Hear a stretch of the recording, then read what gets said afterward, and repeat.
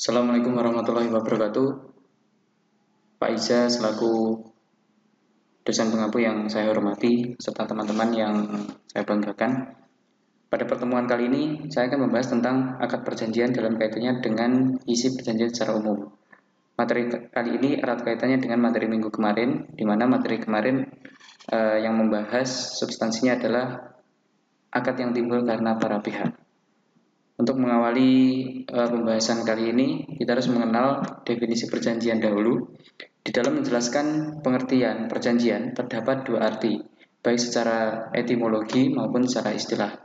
Dalam bahasa Arab, perjanjian itu diartikan sebagai muahadah ittifaq.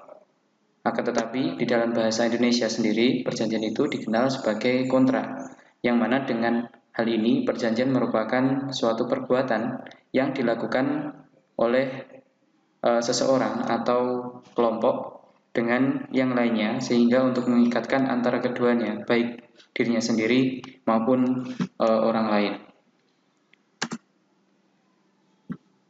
Yang berikutnya adalah penafsiran perjanjian atau penafsiran akad. Jadi dalam perjanjian, akad yang ijab kabulnya ini disampaikan baik secara ucapan, tulisan, utusan, semuanya adalah perjanjian yang tercipta dengan perantara kata. Dan memang perjanjian melalui kata-kata inilah yang merupakan bagian terbesar dari perjanjian.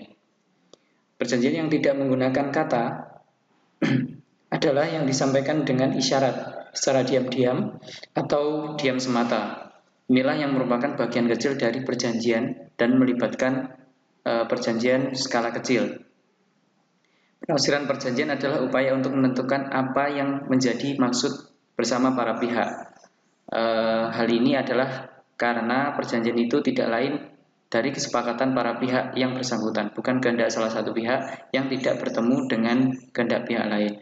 Jadi apapun bentuknya, ketika satu orang dengan orang lain mengikatkan sesuatu, misalkan perkataannya tidak jelas atau tidak bisa diterima seperti itu. Akan tetapi seorang itu memberikan isyarat seperti menganggukkan kepala ataupun mengedipkan mata dan lain sebagainya, itu pun juga bisa ditandakan sebagai ijab kabul atau akad perjanjian yang disampaikan dengan cara isyarat seperti itu. Nah, kemudian adalah penentuan cakupan isi akad. Dalam menentukan suatu akad, seorang hakim atau ahli hukum ini tidak hanya berusaha menentukan apa yang menjadi maksud para pihak dengan menafsirkan akad itu, tetapi hakim itu juga berusaha menentukan cakupan isi akad, seperti cakupan prestasi yang ada dalam klausul perjanjian tersebut, yang menjadi kewajiban dan juga hak para pihak tentunya. Cakupan prestasi yang menjadi hak salah satu pihak dan juga menjadi kewajiban pihak lain merupakan akibat hukum yang timbul dari akad tersebut. Jadi seseorang setelah melakukan akad, ini mereka biasanya mendapatkan hak dan juga kewajiban. Contohnya seperti dalam lingkup jual beli, seorang pembeli harus memenuhi kewajiban untuk memberikan barang yang sesuai dengan yang dibeli oleh pembeli. Dan pembeli otomatis akan mendapatkan hak atas pembelian tersebut berupa sebuah barang. Selanjutnya, dalam isi akad ini juga erat kaitannya dengan daya ikat perjanjian. Daya ikat perjanjian yang pertama adalah kewajiban memenuhi akad. Dalam kewajiban memenuhi akad ini ada beberapa bentuk-bentuk yang berbeda tergantung dari akad yang timbul.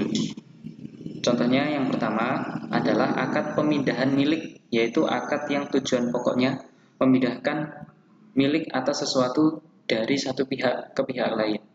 Sudah saya contohkan di awal, yakni seperti akad jual beli. Ini kewajiban seorang pembeli dan juga hak seorang penjual ini juga harus terpenuhi untuk menjadi syarat sahnya suatu akad. Kemudian akad melakukan pekerjaan, yaitu satu akad di mana kewajiban salah satu pihak adalah melakukan pekerjaan. Seperti ini konteksnya dalam jasa. Ada seseorang yang membutuhkan bantuan untuk memperbaiki genteng rumah atau memperbaiki kendaraan yang rusak. Ini juga bisa menjadikan contoh akad yang harus dipenuhi ketika mengingatkan akad tersebut. Nah, yang ketiga adalah akad persekutuan. Akad persekutuan ini bisa diartikan sebagai akad kerjasama atau sirkah, di mana salah satu pihak sebagai pemodal ini berhak untuk memberikan modal kepada seseorang yang mungkin notabene dia lebih mempunyai skill daripada pemodal tersebut. Mereka bisa melakukan kerjasama, bisa melakukan persekutuan yang nantinya dana itu akan dikelola oleh pihak lain yang mempunyai skill itu untuk dijadikan sebuah ladang usaha dan akan mendapatkan hasil yang akan dibagi antara kedua belah pihak. Kemudian yang keempat adalah akad penjaminan. Akad penjaminan ini bisa dicontohkan seperti dalam konteksnya pemborongan gedung. Seorang kontraktor ini biasanya setelah mengikatkan kontrak dengan pengguna jasa, biasanya nanti akan melakukan perjanjian dengan bank atau pihak ketiga, di mana pihak ketiga selaku bank ini menerbitkan yang namanya surat dukungan resmi dari bank senilai sekian persen dari kontrak untuk menjamin pekerjaan tersebut jika nanti ada kendala di tengah pekerjaan. Kemudian yang kelima adalah akad pendelegasian, yaitu akad yang tujuannya untuk menyerahkan sebagian atau seluruh kewenangan bertindak hukum dari seseorang kepada orang lain. Contohnya seperti akad wakalah. Nah, daya ikat yang berikutnya yang tidak boleh lepas dalam isi kontrak secara umum adalah klausul akad baku. Perjanjian baku adalah suatu perjanjian yang dibuat oleh dua pihak di mana salah satu pihak ini menstandarkan klausul-klausul tertentu kepada pihak lain sehingga tidak mempunyai kebebasan untuk melakukan tawar-menawar dan tidak mempunyai pilihan kecuali menerimanya. Akad ini muncul dalam hukum-hukum modern seperti dalam kasusnya di pengadaan barang dan jasa misalnya. Ketika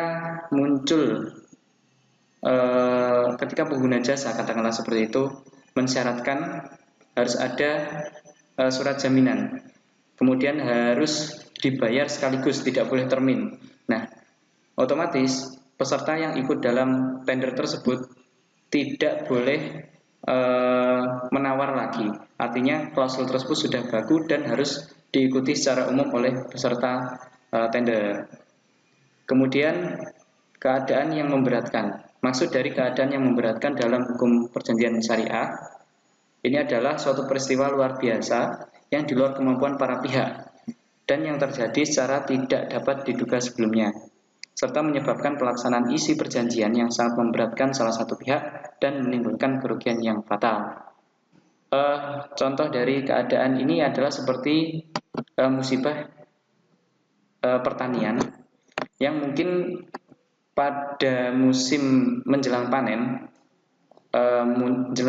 ini padi-padinya rusak karena banjir atau bencana alam yang lain, sehingga ketika padi ini sudah akan dijual dengan harga yang sudah ditentukan dan ternyata terkena musibah, maka otomatis harganya merosot karena padinya rusak dan mungkin juga dijual dengan harga jauh dari harga standar di pasar seperti itu. Jadi ini adalah keadaan yang memberatkan yang muncul di luar kemampuan manusia.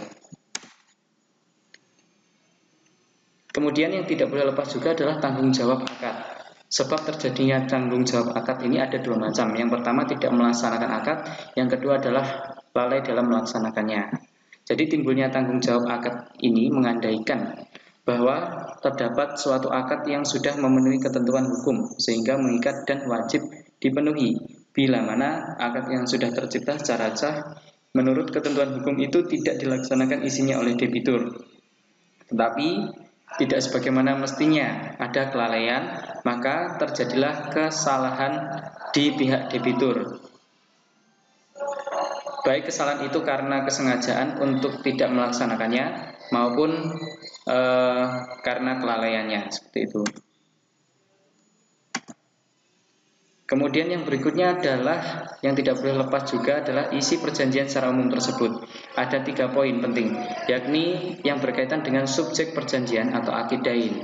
Sesuatu yang memiliki hak dan kewajiban dan tidak dapat dipisahkan dari unsur kecakapan untuk melakukan perbuatan hukum yang berkaitan. Yang kemudian nomor 2 adalah yang berkaitan dengan objek perjanjian atau ma'qud alaih. Dalam akad jual beli, objeknya adalah barang yang diperjualbelikan. Artinya objek ini juga tidak boleh terlepas dari suatu akad. Akad tidak sah ketika objek juga tidak mungkin ada, seperti itu. Kemudian yang ketiga adalah yang berkaitan dengan tempat terjadinya akad. Dalam kaitannya dengan tempat terjadinya akad, tidaklah menjadi keharusan untuk melakukan akad di satu tempat yang sama, atau bisa dikatakan sebagai itihadul mahal.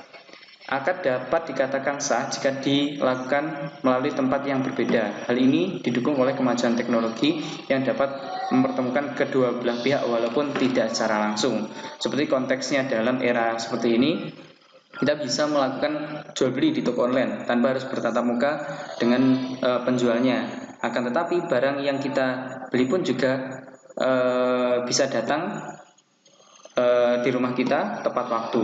Itu tandanya kita bisa melakukan akad dimanapun dan juga kapanpun tanpa harus saling bertemu dengan penjualnya, seperti itu. Nah, apa saja yang bisa membatalkan perjanjian dalam konteksnya isi secara umum ini? Secara umum tentang pembatalan perjanjian tidak mungkin dilakukan.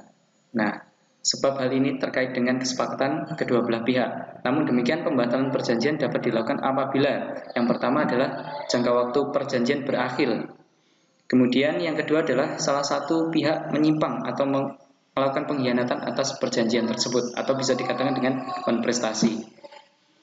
Jadi adapun mengenai prosedur pembatalan perjanjian dapat dilakukan dengan memberitahukan terlebih dahulu kepada pihak yang bersangkutan bahwa kesepakatan atau perjanjian yang telah dibuat akan dihentikan atau dibatalkan berikut pemberitahuan dan juga alasan pembatalannya, seperti itu. Biasanya dalam hukum kontrak atau ketika kita melakukan kontrak dengan seseorang yang notabene itu resmi tertulis, kita biasa menggunakan surat pemberitahuan dulu sebanyak 1 sampai 3 kali.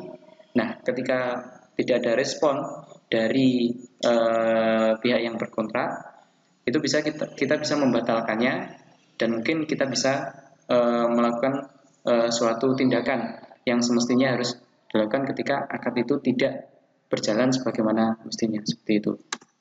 Nah, kurang lebih itu bahasan materi saya di sore hari ini. Apabila ada kurang lebihnya dari segi penulisan maupun dari segi penyampaian, saya mohon maaf yang sebesar-besarnya. Sekian, billahi taufiq wal hidayah. Wassalamualaikum warahmatullahi wabarakatuh.